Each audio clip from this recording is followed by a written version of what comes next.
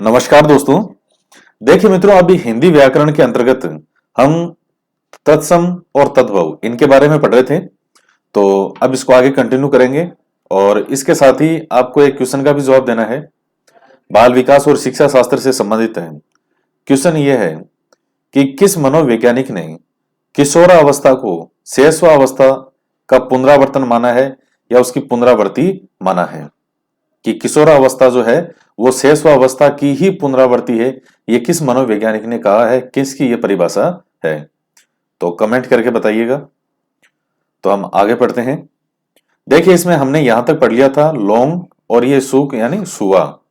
अब आगे कुछ एक शब्द और बचे हैं। लेपन जो है इसका है लीपना।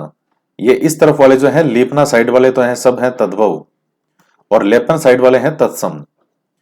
लोहैकार का लुहार, लक्षण का लक्षण, तो बोलचाल में भी आप देखते हैं लक्षण ही बोलते हैं। लक्ष का लाख, और लवण का लोण या लोन। अब जैसे गांव में नमक को जो है वो लूण बोलते हैं। गांव में नमक को आज भी लूण ही बोलते हैं, लूण दे थोड़ा सो नमक। लक्ष्मी का लिच्छमी, लोहे का लोहा, लोमसा लोमड़ी।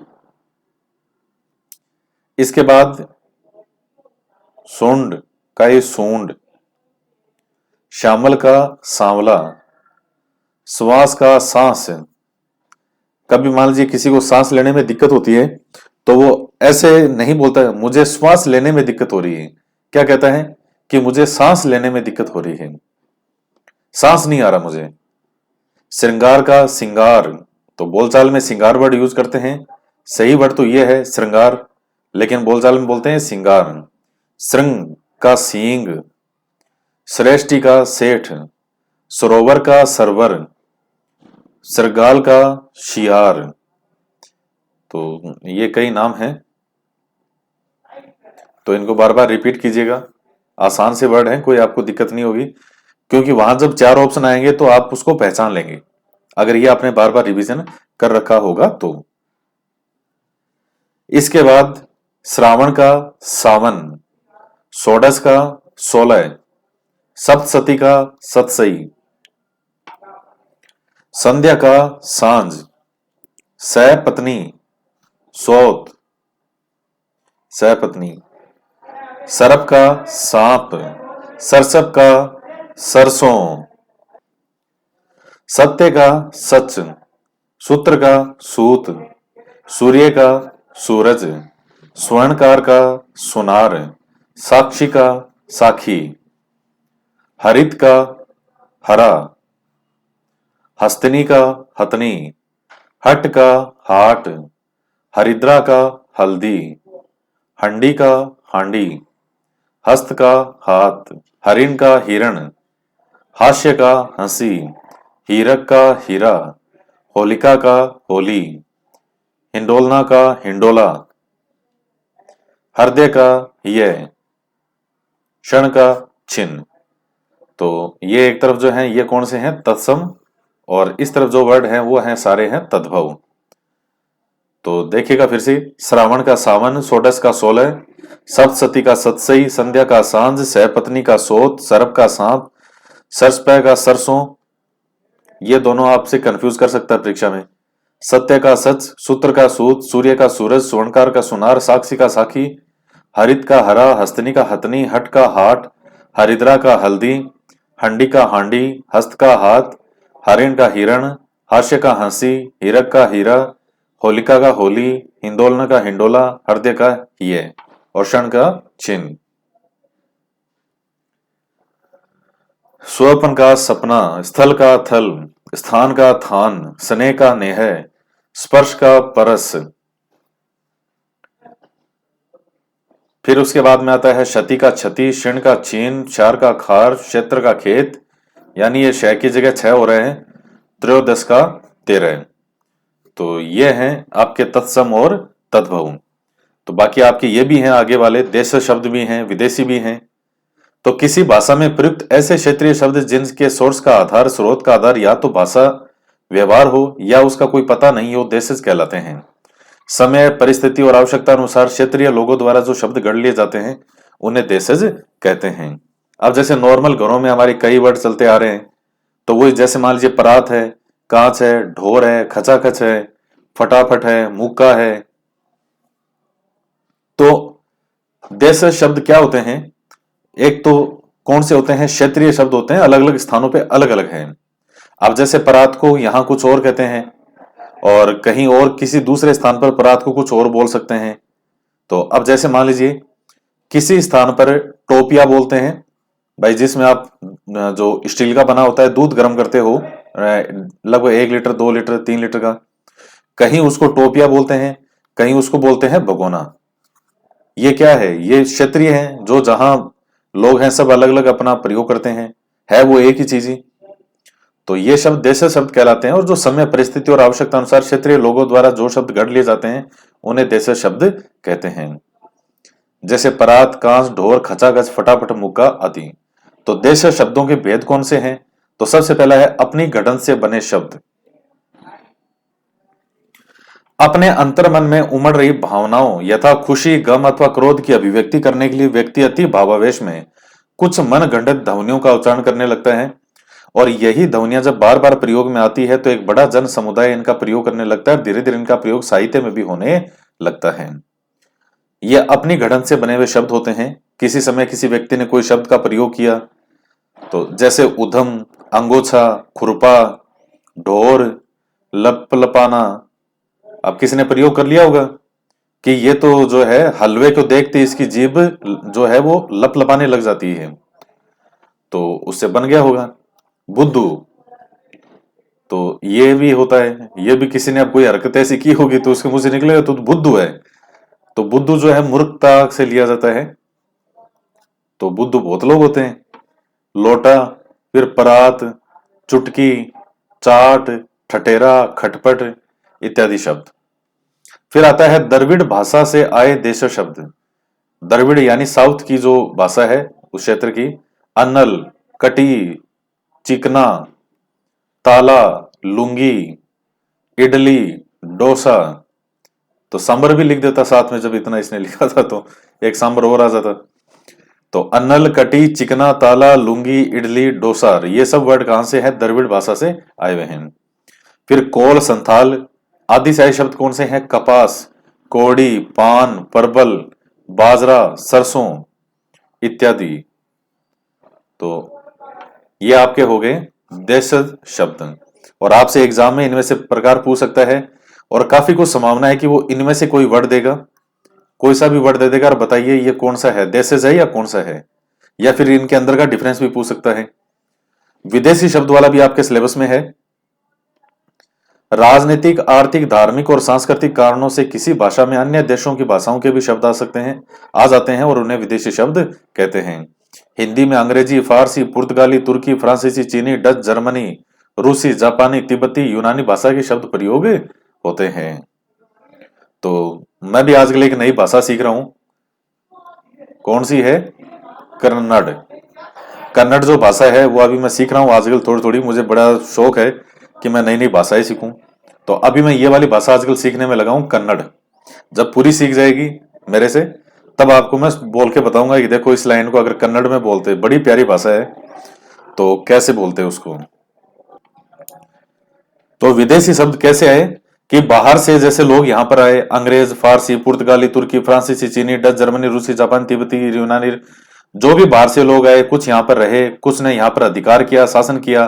तो जब आपस में संपर्क में आएंगे तो कुछ वर्ड है उनका भी आदान प्रदान होगा। और आप देखेंगे कि कुछ वर्ड बिल्कुल अंग्रेजी के एज इट इज हमने हिंदी में ले लिए हैं, फारसी के भी लिए हैं, पुर्तगाली, तुर्की, यानी इस देश से बाहर की जो भाषा, जो हमने उनके कुछ वर्ड अपनाए, वो सब कौन से शब्द कहलाते हैं? विदेशी शब्द कहलाते हैं। और इतने ज्यादा प्रयोग में ये वर्ड लाए जाते हैं कि आपको मालूम भी नहीं होता कि ये वर्ड वास्तव में हिंदी भाषा का है या फिर ये कोई फारसी उर्दू है, इतना ज्यादा। ए में क्या है? कौन कौन से अंग्रेजी भाषा वाले कौन कौन से हैं? अंग्रेजी भाषा के वे शब्द जो प्राय हिंदी में प्रयुक्त होते हैं। अफसर, ऑफिसर, एजेंट। हिंदी के अंदर आप एजेंट को हालांकि कहते और भी बहुत कुछ है, लेकिन एजेंट वर्ड भी जो है वो हिंदी में आपको यूं लिखा मिल जाएगा, बिल्कुल इसको वर्ड को स्वीकार कर लिया गया है। क्लास है, अब क्लास आपको बिल्कुल यूं क्लास लिखा हुआ मिलेगा। क्लर्क शब्द हमने एज इट इज उतार लिया है हिंदी में इसी तरह से। नर्स, कार, अब आपको कोई कहे कि कार को हिंदी में करके बताओ, क्या कहेंगे? कार को यूं भी कार ही लिखते हैं, यूं भी कार ही लिखते हैं। तो मतलब वो वर्ड हिंदी के अंदर भी प्रयोग होने लगे हैं। कॉपी है, कोट है, guard, cheque, tailor, teacher, truck, taxi, school, pen, paper, bus, radio, register, rail, readymade, shirt, suit, sweater, ticket आदि। तो ये वर्ड जो है ये हिंदी के अंदर एज इट इज प्रयोग होते हैं। और हो सकता है अब तक आपको ध्यान में भी नहीं रहा हो कि ये वर्ड हैं कौन से, हिंदी के हैं कि इंग्लिश के हैं। ये हकीकत में सब इंग्लिश वर्ड हैं जो कि हिंदी के अंदर एज इट इज इनको प्रयोग कर लिया जाता है। अरबी भाषा के शब्द कौन से हैं? तो अरबी भाषा वालों में जैसे अकल, कहते हैं ना तुम्हारी अक्ल पे पत्थर पड़ गया क्या, अकल नहीं है तुम्हारे में, अकल एक अरबी भाषा का वर्ड है।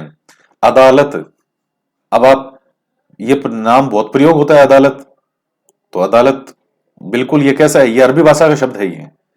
आजाद, इंतजार, इनाम, इलाज, इस्तीफा, कमाल, कब्जा, कानून, कुर्सी, किताब, किस्मत, कबीला, कीमत, जनाब, जलसा, जिला, तहसील, नशा, तारीख, तारीख पे तारीख, ताकत, तमाशा, दुनिया, दौलत, नतीजा, फकीर, फैसला, बहस, मदद, मतलब, लिफाफा, हलवाई, हुक्म, हिम्मत आदि। ये सारे वर्ड जो हैं ये कौन से हैं? ये अरबी भाषा के वर्ड हैं जो एज इट इज हिंदी के अंदर प्रयोग होते हैं। अब इनमें से कितने वर्ड हैं जो आप प्रयोग नहीं करते? यहां तक कि आपके सिलेबस तक तक में जिला और ये चीजें सिर्फ बिल्कुल डायरेक्ट लिखी होती हैं। तो ये है सब अरबी भाषा के। अब आपसे वो एग्जाम में पूछ सकता है कि बताइए कौन सा शब्द इनमें विदेशी है, तो तब आपको वहां पे पहचान करनी पड़ी होगी, जो है इसमें पहचान करनी पड़ेगी। इसके बाद में आता है फारसी के शब्द कौन कौन से हैं? अखबार हो गया, अमरूद है, आराम है, आवारा, आसमान, आतिशबाजी, आमदनी, कमर, कारीगर, कुश्ती, खजाना, खर्च, खून, गुलाब, गुब्बारा, जानवर, जेब, जगह, जमीन, दवा, जलेबी, जुखाम, जिससे मैं अभी जो है दुखी हूं, परेशान हूं, पीड़ित हूं इस जुखाम से। तनख्वाह है, तबाह है, दर्जी, दीवार, नमक, बीमार, नेक, मजदूर, लगाम, शेर, सुखा, सौदागर, सुल्तान, सुल्फा आदि। तो ये वर्ड जो हैं ये कौन से हैं? ये फारसी भाषा के शब्द हैं ये। और हमारे डेली रूटीन में इतना वर्ड यूज होते हैं, आप गुब्बारे को गुब्बारा ही कहते हो। अब आप इसको ढूंढने लग जाओ अगर गुब्बारे को हिंदी में, तो बहुत मुश्किल मुश्किल नाम निकल के आएंगे हिंदी के। तो वही है कि जो वर्ड बोलने में इजी थे वो वर्ड एज इट इज हमने भाषा के अंदर एक्सेप्ट उनको कर लिया। जानवर को आप जानवर ही कहते हो, आवारा को आवारा कहते हो, आसमान को आसमान कहते हो, आतिशबाजी को आतिशबाजी कहते हो। कितने ये वर्ड हैं जो है फारसी के शब्द, लेकिन देखने में लगता है कि हिंदी के ही होते होंगे। शेर हो गया, शेर एक फारसी वर्ड है। फिर ये दीवार, अमिताभ बच्चन वाली फिल्म भी दीवार थी, ये दीवार। तबाह है, दर्जी, अब दर्जी हर दुकान के आगे दर्जी लिखा होता है, गांव गांव के अंदर दर्जी लिखा होता है, दर्जी होता है। तो एज इट इज इन शब्दों को हमने प्रयोग कर लिया है। जलेबी, फिर ये इस तरह से, ये नाम ध्यान में रखिएगा कि कौन से अरबी हैं, कौन से फारसी हैं, कौन से पुर्तगाली हैं। आप तो इनको एज इट इज जो यहां आपके सामने है इनको आप याद कर लीजिएगा कम से कम। इसके बाद जो आपके जचे वो पढ़ो, लेकिन सबसे पहले इनको अच्छे से याद जरूर कर लेना। इनको छोड़ करके कुछ और पढ़ने मत लग जाना, पहले इनको याद करो, ये याद हो जाएं, फिर आपकी इच्छा है जो आपका मन करे पढ़ो। फिर है पुर्तगाली भाषा से अचार, अगस्त, आलपिन, आलू, आया, अनानास, इस्पात, कनस्तर, कार्बन, कमीज, कमरा, गोभी, गोदाम, गमला, चाबी, पीपा, पादरी, फीता, बस्ता, बटन, बाल्टी, पपीता, पतलून, मेज, लबादा, संतरा, साबुन। ये सब पुर्तगाली भाषा से आए हुए हैं। आपको पता है पुर्तगाली आए थे भारत में। तो ये ध्यान में रखिएगा पुर्तगाली वर्ड कौन कौन से हैं। अचार, आप अचार का बहुत प्रयोग करते हो, नाम लेते हो बार बार, अचार एक पुर्तगाली वर्ड है। अगस्त, आलपिन, आलू, आया, अनानास, इस्पात, कनस्तर, पपीता, बाल्टी। बच्चा बच्चा नाम प्रयोग करता है इस बाल्टी का, और बाल्टी वर्ड है कैसा, एक पुर्तगाली वर्ड है ये। बटन, बस्ता, फीता, पादरी, पीपा, चाबी, गमला, गोदाम, गोभी, कमरा, कमीज, कार्बन, पतलून, मेज, लबादा, संतरा और साबुन। तो ये सब वर्ड जो हैं ये पुर्तगाली भाषा से लिए गए हैं। तो तुर्की भाषा से कौन कौन से आए हैं? आका, उर्दू, काबू, कैंची, कुर्की, कुली, कलंगी, कालीन, चाक, चिक, चेकक, चेचक, चुगली, जो कि कई लोगों में वो बड़ी भयंकर बीमारी होती है चुगली करने की। चोगा, चम्मच, तमगा, तमाशा, तोप, बारूद, बावर्ची। ये तो ऐसे आ रहे हैं जैसे फिल्मों के नाम हो। बीबी, बेगम, ये सब फिल्मों के नाम है। बहादुर, मुगल, लाश, सराय। तो अधिकतर तो इसमें फिल्मों के नाम लग रहे हैं ये। तो ये ध्यान रखिएगा। आका, कई बार आपने सुना होगा कि वो बोतल में जिन होता है, वो उस मालिक को कहता है हे मेरे आका, यानी मेरे मालिक। उर्दू, काबू, कैंची। तो कैंची जब भी बोलो तो ध्यान रखना कैसा वर्ड है, तुर्की वर्ड है वो। कुली, कलंगी, और कालीन, चाक, चिक, चेचक, मुगल, लाश, सराय, बहादुर, बेगम, बीबी, बावर्ची, बारूद, तोप, तमाशा, तमगा, चम्मच, चोगा और चुगली। तो ये वर्ड कौन सी भाषा से लिए गए हैं? तुर्की भाषा से। नेक्स्ट आता है फ्रेंच, फ्रांसीसी से। अंग्रेज, कैसा वर्ड है ये? फ्रांस, जो फ्रांसीसी। काजू, कारतूस, coupon, table, mayor, marshal, menu, restaurant, soup. तो जो आप खाना खाने के लिए जाते हो किसी रेस्टोरेंट में, तो वो रेस्टा वर्ड कौन सा है? वो एक फ्रेंच भाषा का वर्ड है वो, जो कि हिंदी में एक्सेप्ट कर लिया गया है और प्रयोग इनका हर जगह है। काजू है जैसे, कारतूस है, कारतूस भी एक मूवी का नाम है, कूपन है, टेबल है, मेयर, मार्शल, सूप, ये सब। चीनी से जो चाइनीज है, ची चा वाले चाइनीज। तो अभी तो चाइना नाम आते ही सीधा ही कोरोना याद आता है सबको। तो कौन से वर्ड हैं? चाय, लीची, लोकाट, तूफान। ये वर्ड कैसे हैं? ये चीनी वर्ड हैं ये। चाय चीनी वर्ड, लीची, लोकाट, तूफान। डच से, जो डच थे उनसे तुरूप, चिड़िया, ड्रिल आदि। जर्मनी से नाथसी, नाजीवाद, किंडरगार्टन। ये ध्यान में रखिएगा, किंडरगार्टन जो है ये जर्मनी का वर्ड है ये। तिब्बती से लामा, डांडी। ये वर्ड एज इट इज हमने याद कर लिया है इसमें हिंदी में। रूसी से, रूस से जार, रूस का जो राजा है उसको जार कहते हैं। सोवियत, रूबल, स्पुतनिक, बुजुर्ग, लूना। तो अब ये बुजुर्ग, लूनार, ये कौन से हैं? ये रूसी वर्ड हैं ये। फिर है यूनानी से कौन से हैं? एकेडमी, एटम, एटलस, टेलीफोन और बाइबल। तो ये आप ध्यान में रखिएगा, एकेडमी, एटम, एटलस, टेलीफोन और बाइबल।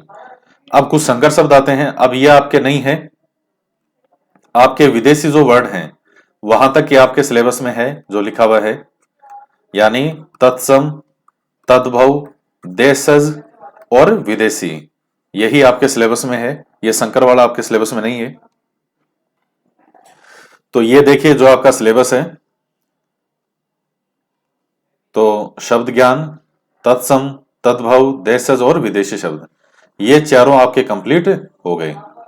फिर बाद में आपके पर्यायवाची है, विलोम है, एकार्थी है, उपसर्ग है, प्रत्यय, संधि, समास है, और संज्ञा, सर्वनाम, विशेषण, विशेषण, अवयव, वाक्यांश के लिए एक शब्द वाला हमने कर लिया। और बाकी अपठित गद्यांश में से निम्नलिखित बिंदुओं पर प्रश्न पूछे जाएंगे। रेखांकित शब्दों का अर्थ स्पष्ट करना, वचन काल लिंग ज्ञात करना, दिए गए शब्दों का वचन काल और लिंग बदलना, राजस्थानी शब्दों के हिंदी रूप, एक ये है। बाकी वाक्य रचना, वाक्य के अंग, वाक्य के प्रकार, पदबंध, मुहावरे और लोकोक्तियां और विराम चिन्ह। फिर यहां से तो आपकी हिंदी की शिक्षण विधियां आ गई।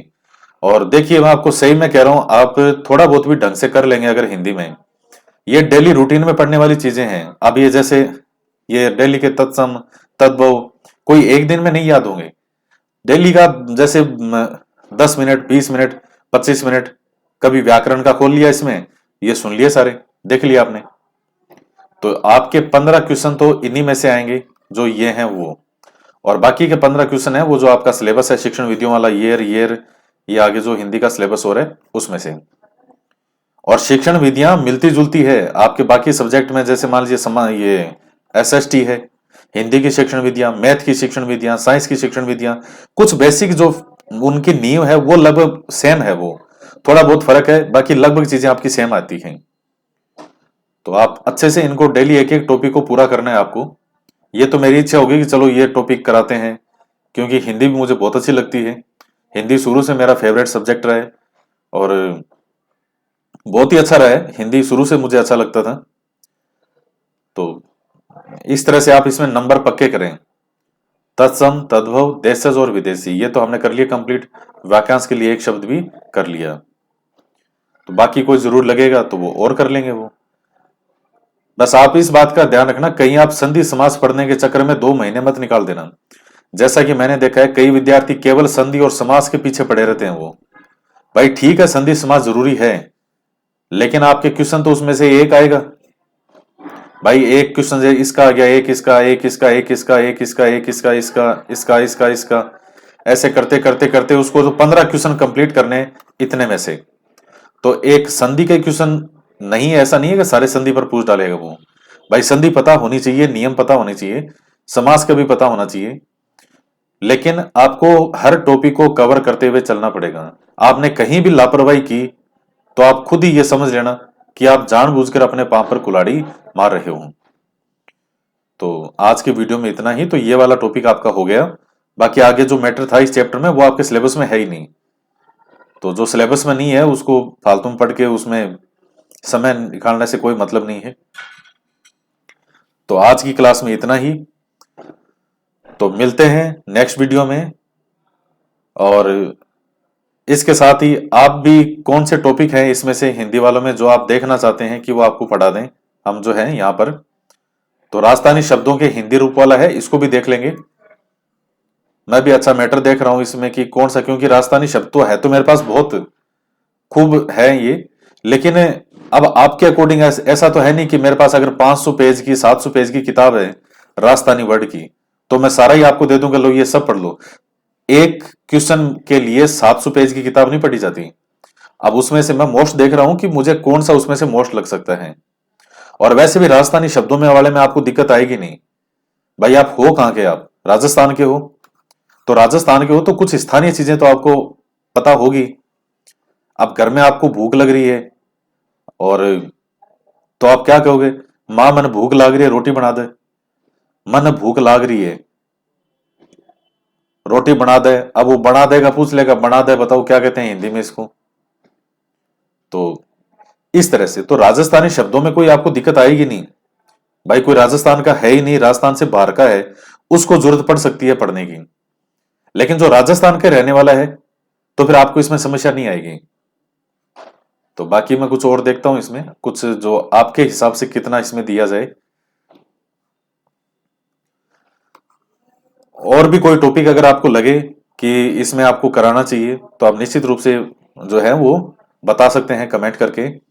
और एक बार फिर से मैं आपको ये कह रहा हूं कि जो ये व्याकरण वाली किताब है, कई स्टूडेंट हमें से पूछ रहे थे सर ये कौन सी किताब है, तो ये देख लीजिए, ये वाली है आपके सामने, हिंदी व्याकरण एवं रचना प्रबोध, कक्षा 9 से 12। ये 9 से 12वीं तक ये एक ही किताब चलती है, तो ये वाली पुस्तक है।